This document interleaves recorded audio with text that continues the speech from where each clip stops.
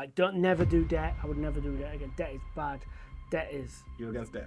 Yeah, because like you started off by saying what is success. Yeah. That is so important for me because like there's got to be more. If you are doing something solely for views and money, you're not going to continue. For example, like, let's touch on that. When someone stops me it's a thin line in it. So if someone stops saying, "Oh, I watch your YouTube videos and I love them," that means the world to me. But for 1 second, I do not want to come across as though like You're famous. I'm a somebody. Done. Am I right to say National Rail? Yeah, Network Rail, yeah. It's Network Rail, some big... Yeah, I've done like some big music, brands. Even big music videos. Yeah. You said the Nadia Rose music video that you did that. Yeah. Awards. Let's get to it then. Oh. Anyway. What's it called? Introduce us. Okay.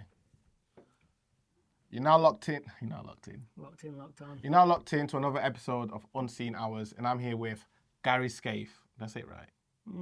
Close enough. Greg. Not perfect. Greg. 7.5 out of 10.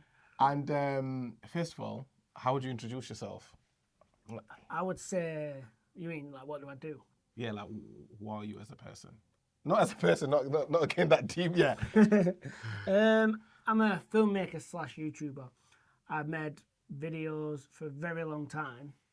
And then I started making YouTube videos about making videos, which sounds very meta and on top of each other. Yeah. And I'm somewhere in between both worlds. Not the top. Not yet. No, I mean in between I'm still making videos for other people, but I'm also making YouTube videos, what's becoming a bit of a career. So I'm somewhere in the middle of still being a filmmaker and also being a YouTuber. Okay. So it's the middle of, like you said, making things for other people and transitioning into, because obviously we speak as well, to ownership as well of things that you want to have, do for yourself. Yeah, I mean, 15 years I've been making videos now.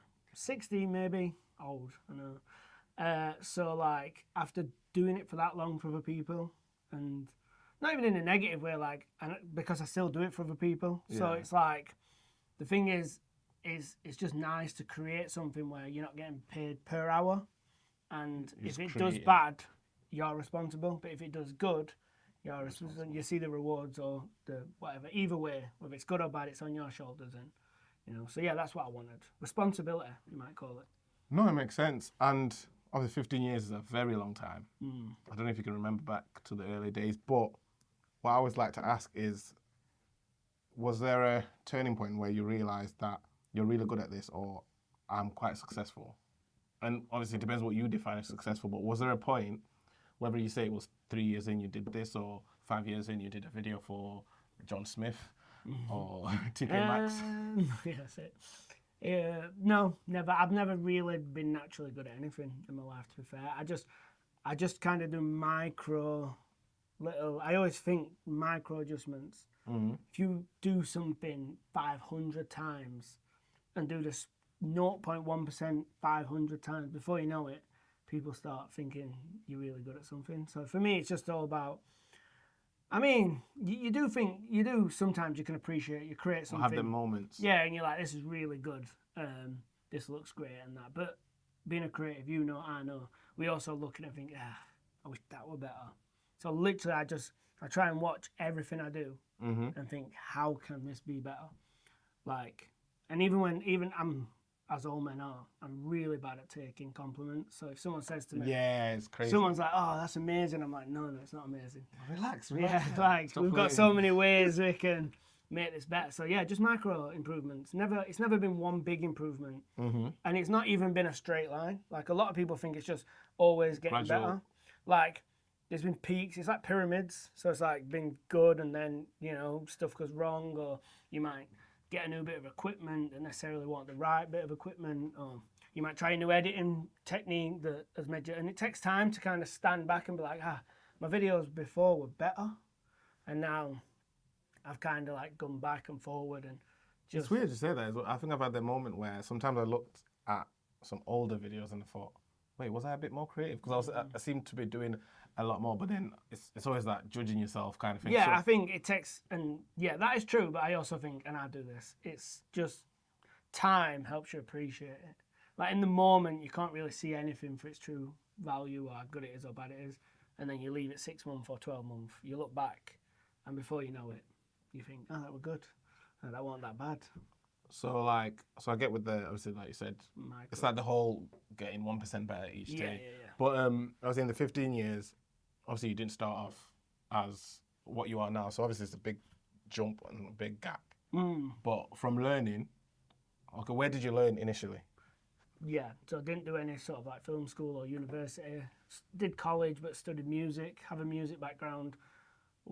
Not to go on about it, but the way I got into video creation was I used to record, like engineer music, produce music. And then once I made the music, we needed music videos. We couldn't afford to buy music videos, so I was like, I'll just buy a camera. It just seems more logical to me and the way my brain works. If I buy a cheap camera, I can make infinite amount of music videos, where if I pay someone to make a music video, you know, that sort of thought process, kind of wrong thought process, but I did it anyway, and I quickly realised that not only did I enjoy making videos, I felt like I was progressing more. I don't know if that comes because when you enjoy something, you tend to do it more. So I think because I was enjoying making videos more than more. So like, and I did enjoy doing music, but like I was enjoying creating videos more, meaning I was learning more, putting more effort and time, and I just eventually would just like get rid of the music, carry on with the videos, and yeah, so I started off right there and just solely 100% music videos. And that's where I met you. Yeah, it was. You do music videos. I was doing some music videos. Mine were better. I'm joking. It's not. No, it's really like, obviously, like with me as well. I've come from the music videos. You came from music videos, and you've done a lot of big projects. I remember like seeing, because I had a big gap, and I used to watch, obviously on Instagram. You've seen what other people are doing. Yeah.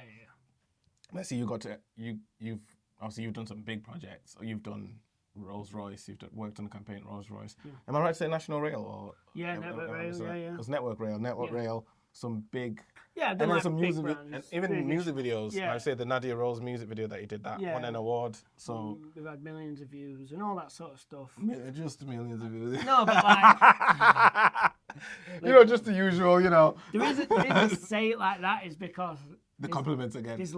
Compliments again. And then I don't want to give myself any credit for anything, but it's also there's lessons inside that, because like that is what I initially thought. Like you started off by saying, what is success? Yeah. That is so important for me, because like millions of views I thought was success, and now I know it's not. Like, if anything, it just makes it worse. It really is. There's so much more to it all than just millions of views. Even money, like monetary, we all need money. Everyone's after money. I get that, but like there's got to be more. If you are doing something solely for views and money, you're not going to continue. I feel like, because if it's either money or views, there'll always be more. So you'll never be satisfied, never be happy. Yeah, exactly, yeah. You can feel like I think when I spoke with Callum, let's say, for example, he went up and got the English title. Yeah. You're on the top of the world for a bit, but now it's like, do you know what I mean? Yeah, so it's like, yeah. because obviously if you say success to me is doing that, now you're successful, but then I think people that are a certain way or the way we are, you always want to do what's next. So it's always hard to define what success is. Yeah. Like you said, views and money, you can't. If you think about it like being in the gym, right? This is a good analogy, I think. I think we'll and think about it in being in the gym. It's like wanting money and views is like comparing yourself to other people. But if you set your own PRs and you just want that little bit more on a squat or a little bit more on a bench press, you just want to run that mile a little bit faster and you beat yourself, I think that is success. I think that's where you're going to be happy, because success should be happiness. And if you're setting your own goals, if you want to beat your own PRs, but like if you start comparing yourself to, like I want to be as strong as this guy or that guy, we all know that's a bad idea in the gym. But then when it comes to social media or your career, it's not looked on as a bad idea. It's like, I need as many views as they're getting. But then I think, it's weird, isn't it? Yeah, what you said I think is quite powerful, like in terms of that success needs to be the journey. Yeah. Do you know what I mean? Success needs to be the journey. I think I gain a lot of, not satisfaction, but I feel better whenever I feel anything. Or I look back like, okay, what was I doing last September? Or what was I doing then? Just that progress alone should make you feel happy about what you're doing, not yeah. you're making X amount of money, because money can go, everything can be taken away from you at any moment. Absolutely, and I, you know me, it's like waves again, pyramid waves, whatever you want to say. Like the happy place is the middle, and it might feel like the happy place is when the endorphins come and your YouTube video does well, or you land your biggest budget and you kind of ride the peak up, but like you are right on the edge of a cliff. Sadness is just like you probably your next one is probably not going to be. That's great. Yeah, so like the happy place is the middle. It's like if you're getting these waves of bad times and good times and bad times and good times, if you can just don't go down with the bad times and don't go up with the good times, you can just exist on like this happy kind of medium of like, I don't care that I've done well, I don't care that I've done bad, because I actually enjoy just doing what I'm doing every day. Yeah, because there's a saying which I liked as well. I think it helped me a lot as well. And sometimes good things aren't as good as they seem, and the bad things aren't as bad as they seem. Yeah. So obviously, when you look at things looking like it's bad, but when you switch your mentality, It's true. you just end up being on that kind of, like you said, you're just riding that wave where it's not that bad, it's not that good. So it's like you don't get too excited off that. No. Whenever anything, you always try to rein yourself in, but obviously, like you always talk about that as well, where we can call it being humble as well. Yeah. But I think every time I go somewhere, actually, I'll be like, oh yeah, he's a famous YouTuber. He's like, no. Yeah. But he don't like The to thing is, acknowledge I'm not shit. Like I don't think I'm shit. I'll never be. He's a famous YouTuber. I'll never be shit, and I'm not shit. And like, because who wants to think you are something? Do you know what I mean? Like, it's just so like I hate any notion or concept of like I don't want anyone to judge me because, you know, you got X amount of followers, or this guy's made a YouTube video, filmed that person's music video, he's met this famous person. Who cares? Like, for me, I want them to judge me on that 1 hour we spend together and how I, you know, communicate with them, get to know them. I want them to judge me for me. And like, I suppose. Oh, so it's not like, oh, you was with Idris Elba, or you was with. Yeah. It's like. Yeah. Oh, you did that. And like, Nadia Rose. Taking example of any celeb, taking Idris Elba for example. Yeah. I'm sure he's just the same. He does not want you to judge him that he's been in a Marvel movie or done X, Y, and Z. He probably wants you to judge him off what is going to happen when you spend the next couple of hours with him. So you film with him and you chat to him and you get to know him, and he's probably just wants to get to know you and wants to just be a normal person. And that's probably really difficult for like celebrities. Yeah, I think I figured that out. Not figured that out. Well, maybe figured it out. I think the first, what I said, that was a very big thing for me to do. That made me feel a certain way. When I went to Roma last year for the football signing, obviously he's a big player from whatever, but I think you realise that they're probably used to a lot of people just being not weird, but you know how people thousands are like, of people shouting his name. In his inbox, he's got nearly 1 million followers, whatever. Yeah. But just being normal with someone like that in those moments, having a laugh, having a joke, they love it so much 100%. and appreciate it so much that you just being normal, because they're just used to so much. You don't know whether you said something to offend them. Like, people get real tribalism when it comes to cameras. You know, it's like Lumix and Sony and Canon, and you don't know whether I've said something bad about Canon. They're the guy that like this guy. I never get that, because like I know someone, I won't mention their name, they're really like stuck on Canon. Yeah. Like some people are just like, oh, no matter what. It's weird. It's very weird. No matter what the facts, I'm saying facts, no matter what the stats say or what's looking good and what's happening right now, because you need to adapt to the times. If Sony's making better image quality and whatnot, why are you going to be like, no, it's Canon? Absolutely, and like it's not only that, like care about them as much the Canon people are gonna. But no, care about them as much as they care about you. Yeah. Like, I'm not saying that you are not right saying Canon's the best camera. I'm not saying that you are not right saying Sony's the best camera or Lumix, whatever. But what I will say is always be open to ditching it. Like, never be like in this tribalism where I can't leave it. I've invested in lenses and stuff, like everything sells, like lenses hold great value, and just always be open to moving to, like these brands don't care about you. I mean, you do get it in little parts, but like camera's one of the only places where it's like you think of a sports team again and a football team. There's tribalism there. Like, sports teams only exist because of the fans. They only matter because thousands of people turn up and watch that sports game week in, week out. Cameras do not exist. Cameras work off they're a business, they're a product. It's the same as a smartphone or a car. It's just something that gets made. They even get and gets tribalism on smartphones, Apple versus Android. Yeah, that's what I'm saying. Like, none of that makes sense in the world of electronics and tech and manufacturing. Because, and I'm not saying I've not been guilty of it in the past. I'm just saying that, like, I've learnt the hard way because I've swapped so many times. But yeah, like, Lumix, I shoot majority Lumix right now. I own a Sony and I own a Blackmagic soon and whatnot and all that sort of stuff. But I still am ready to get rid of Lumix. If they start bringing out bad cameras or someone else starts offering me more value, I will ditch Lumix. Yeah, so Me being tech YouTuber, I get it daily. I wake up to a new comment of someone like arrogantly being aggressive or abusive because I have said the camera they use is not good. And it's like, how weird is that? Listen, they're going to find out where you live. Yeah, I tell you. We need to protect Gary at all costs. But yeah, no, I think we're going to go dive into a deep camera thingy. But obviously, I spoke about the journey, the 15 years, and obviously you said there weren't really like a main pivotal point. It's just about getting better each time. And there's always like the next goal, what to do next.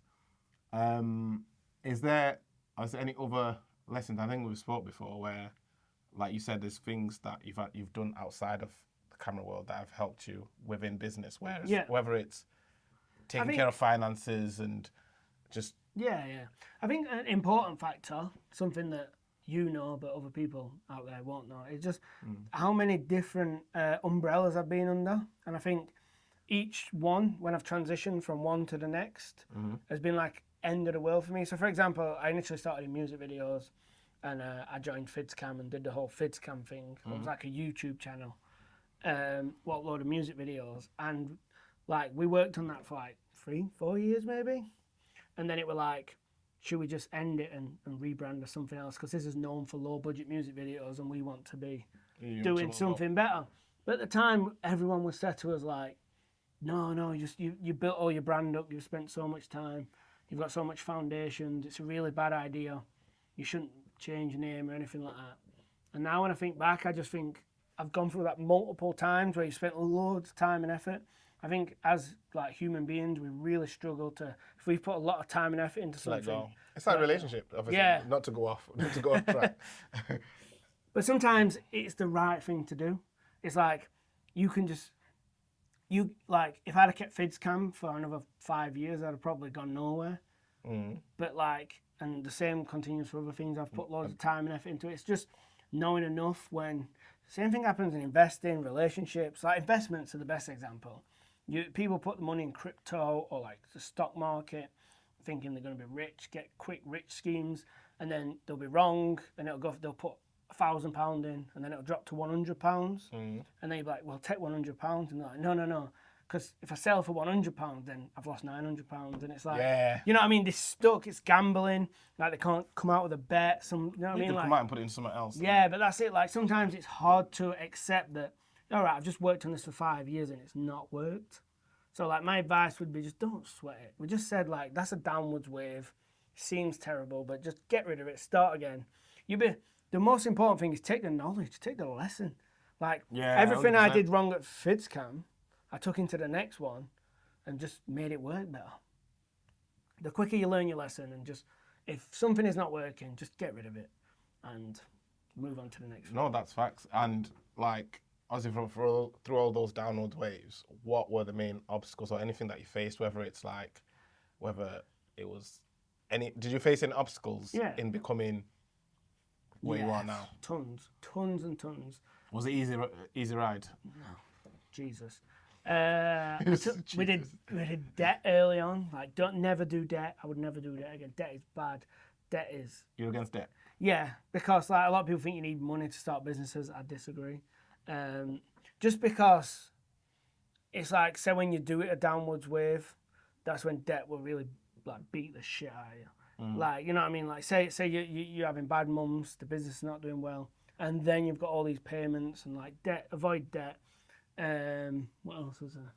Another one. Maybe just not thinking that like because I did not come from a formal background. This is quite specific to filmmaking, but because I didn't come from film school, I kind of thought I was gonna like.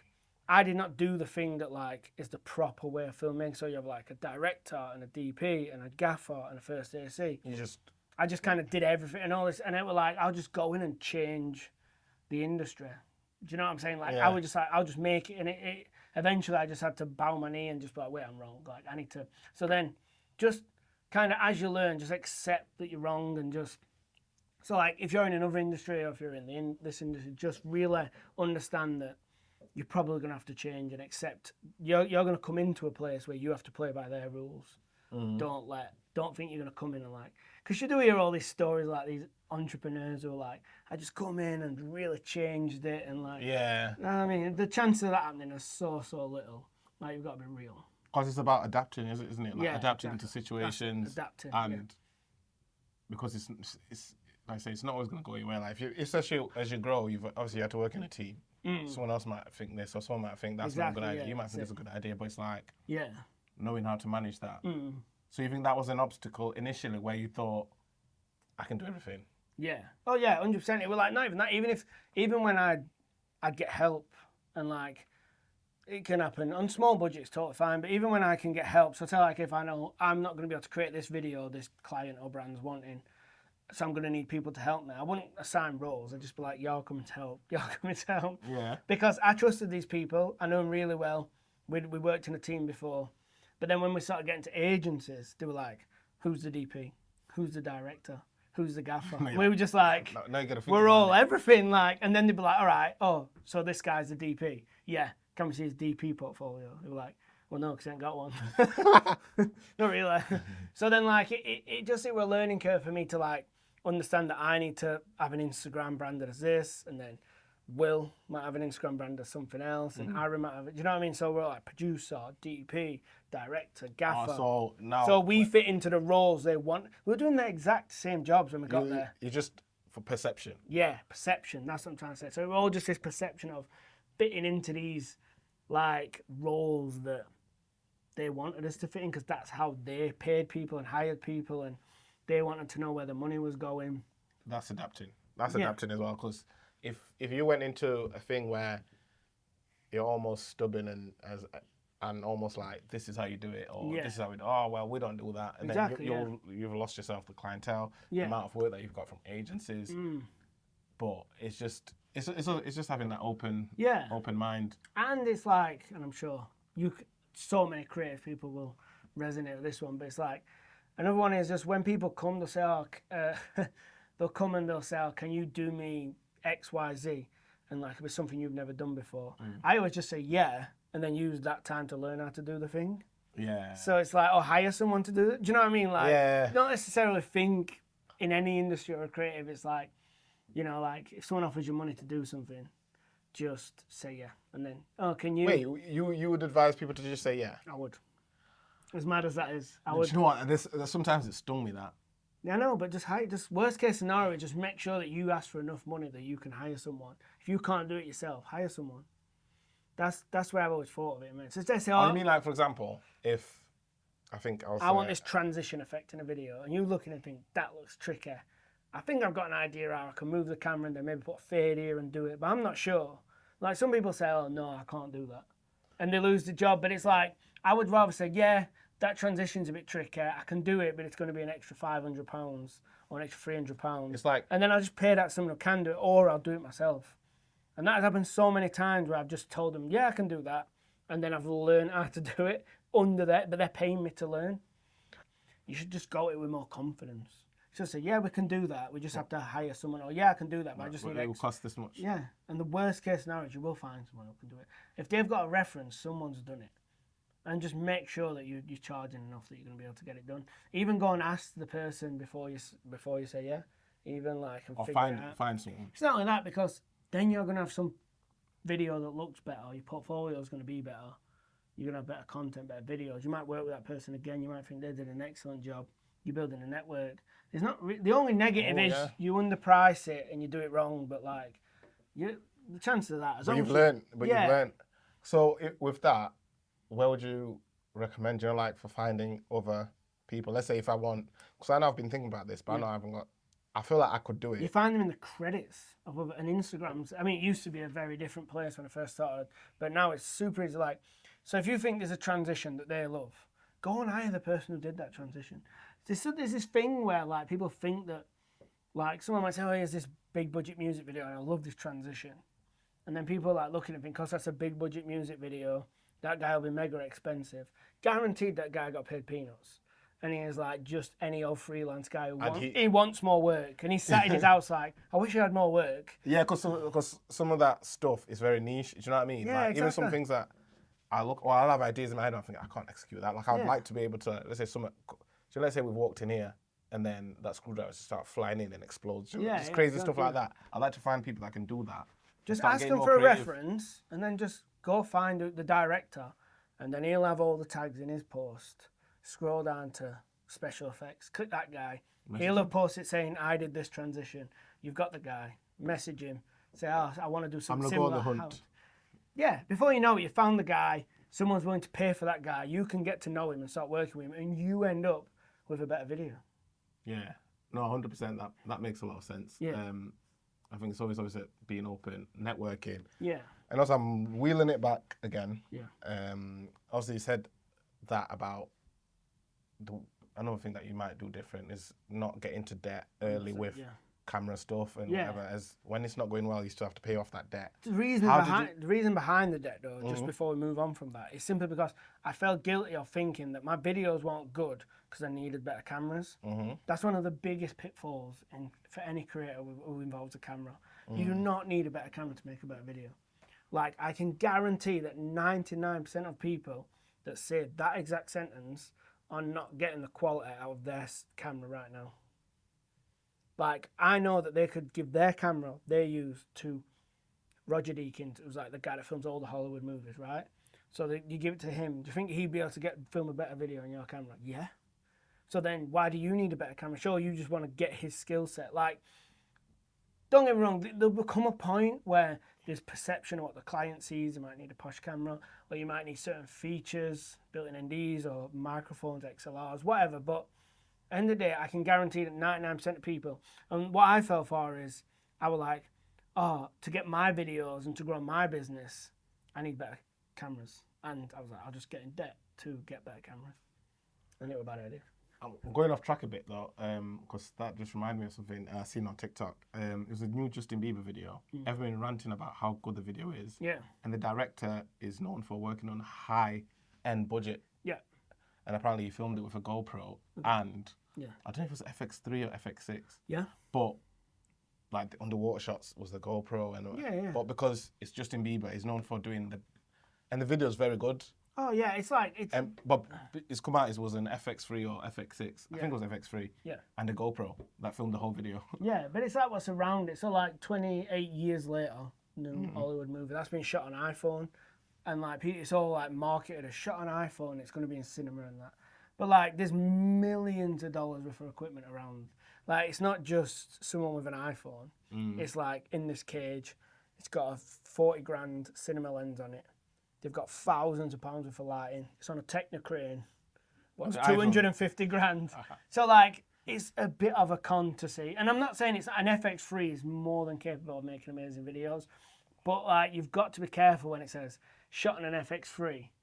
But we spent 750. Because the lighting setup, as we can see as well in here, does make a difference. It's making me look sexy today. Of course it does. Like so for a great example is, I own a Sony Bravano, what is like $25,000 camera. Yeah? And we are now filming on an S1R2, a Lumix camera. And this Lumix camera is around $3,000, right? So you got, dollars. Yeah, YouTuber. YouTuber. So we've got £3,000 camera and £25,000 camera, yeah? So we've got two vastly different cameras. Everyone always comments on my YouTube videos for this setup right here, saying my Bravano looks good because it films my talking heads. Like they think this is the Bravano because it looks good, but like not taking. Also, this is what you shoot on YouTube. Yeah, every time. This is and everyone thinks it's the £25,000 Bravano. Yeah, because of the lighting. It's because It's because I've painted this back wall green, and I've got a neon sign, and I've got a softbox, and even right here there's a hair light. Like it's all these little things over time. Like even to the point of like even to the point of this little lamp I placed in corner here, like. Which one? That one? No, if you look on the screen, see it? Oh, okay. You know what I mean? Like, it's in the shot. It's creating, like, shadows and light and depth and all this sort of stuff. Like, but like people just assume that looks good because it's a Murano, but it's nothing to do with it. It's to do what's like. It's to do. So what's the in secret front is of the out. lens. The secret is out, guys. It is not a Burano. No, it's absolutely. It's what's in front of the lens that matters. It's everything else. But I mean, don't get me wrong. If you've got a cheap camera and an expensive camera, and you've got an amazing setup, the expensive camera will look better. Yeah. But you don't need it. It's what's in front of the camera that matters. Especially to make money from what you need to do. So it's just like, even people that are looking to start, just start. Don't think, I need this camera, I need that camera. Yeah, absolutely, man. Just get up a used. Don't go new. Get a used camera. Never use debt. Do whatever you can to How did you get out of the debt? work hard. Not buying any equipment, and just literally. So like, I do something called Profit First. What we can touch on if you want. It's a book. I recommend everyone goes and reads that book. And it's a way of calculating income, where you get profit. You calculate your profit before anything else. So you basically work out all your what's not profit, so you don't like overspend. Anyway, not to dig too deep on that, but basically in that methodology, I'd have a pot of money or a pot in my bank account, a separate account that's called equipment, and it might be like X percentage of your income goes towards buying equipment. So it would just, when I adapted that, I changed what was, it would cut, you can name your little pots in your bank. I just changed it to debt. So it was no longer equipment, it was debt. And then use that to slowly pay off the debt. just like, if I got, so instead I barred myself from buying new equipment. I use it to pay off being an idiot and learn from my mistakes. And eventually, I not only did I pay off my debt, it started going up. So like, you pay off your debt and then it changed back to the equipment part. And I started buying equipment again and I was buying equipment as tools. Like, I was looking at them as though they were tools, as though I'm like a plumber. And like, which one's going to make me the money kind of thing? not even necessarily money, but which one's going to make my job easier. So like, you know what I mean? So like, if you're a plumber, you're not looking to buy the fanciest spanner. You're looking to buy the one that makes the job the easiest. You know what I mean? So I started buying equipment on like, will that save me time setting up? Will that save me time packing away? Will that zoom lens save me time swapping lenses? Like, I started buying equipment more on the what's going to get me more done and just make my life more easier. effective. Yeah, like better bags, better, easy rigs to save your body. Just not buying fancy cameras and stuff like that. And like, through that methodology, I then could afford a fancy camera. Like, my pot built up and it was like, oh, sugar. Like, because you're getting more done, you're having more time as well. That's it. So then, like, and it just, before you know it, like, but all this takes a long time. There's no rush. Like I said, it's 16 years, like, of slowly buying, starting off with my first £200 camera. He didn't just start with a £25,000 camera. No. I mean, that's probably my 20th camera, if not more. Like, and I have multiple cameras right now because a lot of my work now is doing multi-cam setups. Like, that's where a lot of my services spent. So like, I can't even have one camera anymore because like video podcasts like this one and stuff with multi-cams, like, they're all so relevant. It's like doing interviews with 2 cameras. It's relevant, always relevant. Yeah, so like, that's just, I'm just adapting with the times there and just having multiple cameras. And mirrorless, like, it cannot be ignored how good mirrorless cameras have become. Like, little budget cameras. Yeah, I think, like you said, with the right lighting and everything, like, we can get really good quality out of these. Yeah, it's incredible. Like, and the fact that they're shooting movies on an FX3 tells you what you need to know. Good one, Sony or Lumix? What's your budget? You gotta tell me your budget. He's a politician. Yeah. He's a politician. Sony or Lumix, full stop, flat. Sony or Lumix? Canon. No, Sony or Lumix, right now. I depends on your budget. No. Sony or Lumix? Lumix. He said it. What if the budget's 5K? The dearest Lumix it's budget 5,000. The dearest Lumix is 3,200. That's the dearest one. This is what I ask. The next Sony camera is about 5,000 or 6,000 at the FX3, at the FX6. I think if you, basically, this is how I do it. If you're dealing with mirrorless cameras, so FX3, A7S, A7R, any mirrorless Sony camera, Lumix make better video cameras. Not photo, but make better video cameras.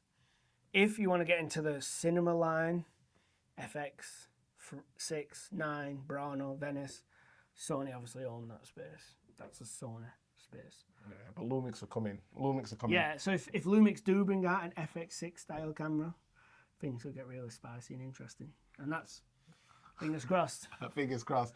But yeah, no, I think we've covered a lot there. I think we've covered the whole, obviously, the journey and how, obviously, you can't obviously get too excited. Obviously, it's always about counting the 1%. I think people need to take that on. Not need to, but like, it'd be good if you can take that on. So you just, because you can easily beat yourself about something and then think, oh, I'm not doing this because I'm not that good. Or on Instagram, you're seeing one creator's doing this. You might see everything looks really good on Instagram, and then you can't compare yourself. Just keep getting better. Compare yourself to yourself. 3 months ago, what was I doing? PRs, innit? Yeah, that's Last year, what was I doing? Yeah. Oh, last year I only had 2 clients a month. That's it. Now I've got 20. In the last 6 months, I've done X amount more jobs. That's really, it. You should be spending your time. Oh, I didn't know how to color grade before. Now I know how to color grade. Obviously, it can be for anyone. Yeah. I was using Premiere and I'm using DaVinci, so that's an upgrade. The great thing about the video world specifically is the fact that there's so many free ways. So if you've managed to get yourself a camera and a lens and you're out of money, I can guarantee without spending any money you can improve your videos. Whether that's color grading, editing, it's learning how to step down your aperture, what ISO you should be at, focusing, composition.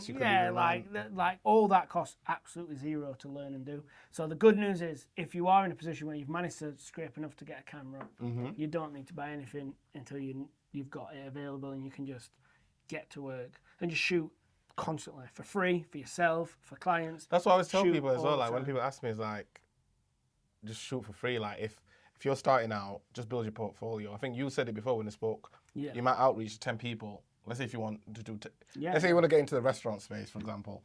10 restaurants, 5 of them might get back, or whatever. If no one gets back, your portfolio is growing. Exactly. You're learning more. I've done a free shoot before where I learned something that I didn't know before because I've been put in a different position. Yeah. You know what I mean? My last tip or advice would be, surround yourself. Nah, it's cliche, innit? But surround yourself. Do you know what I mean? Surround yourself with the right people. But what I'm trying to say is, like, team up. Does that make sense? Like there's so many. I see so many solo videographers, creators. Just, I feel like they're frustrated because they're doing it all by themselves. Like they're on Instagram, they're constantly seeing all this amazing work, and they're just kind of stuck doing it all by themselves. You need to reach out to other people. I'm not saying reach out to the world's biggest, best upcoming DP. Someone who's on their level, someone who's equal to them, someone who's at a rough same portfolio, same cameras, same budget range, and just say, can we get a coffee? Yeah. Can we just go and shoot something together for free, for fun? And before you know it, you're bouncing off each other, you're learning. Yeah, he's telling you, I did this and made this mistake. You're like, yeah, but I did this and it fixed it. You're like, oh, okay. Before you know it, you'll be getting better at twice as fast of a rate. Just by spending time. And you never know, you might make a friend. Who knows?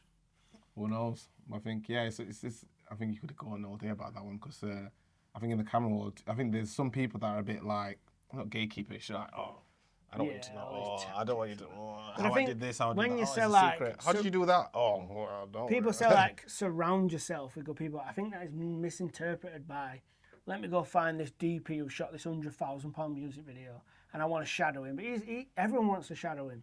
Like, you know what I mean? You need to find someone on your level who's you can learn together with. And it's not that, it's just, you'll be feeling all this stress and responsibility. And it's just talking about it with someone who lifts it all off your shoulders. It's almost like therapy as well, isn't it? Yeah, it is. And no one else, like your girlfriend and your mum, your sister, they don't care about your camera. This person will. He'll actually care that you misfocus. Like, it won't matter to them. Oh yeah, you left that SD card in. Yeah, that's it. You've deleted that footage. But they can feel the pain. Yeah, as well. But no one else really cares. Like, you're just gonna be on deaf ears unless you. So yeah, find that person. It can be find camera friends so you can cry to. Camera friend. Okay, on that note, ended very sloppy there. But yeah, no, it's been a good one. So I think a lot of camera people as well will take from this.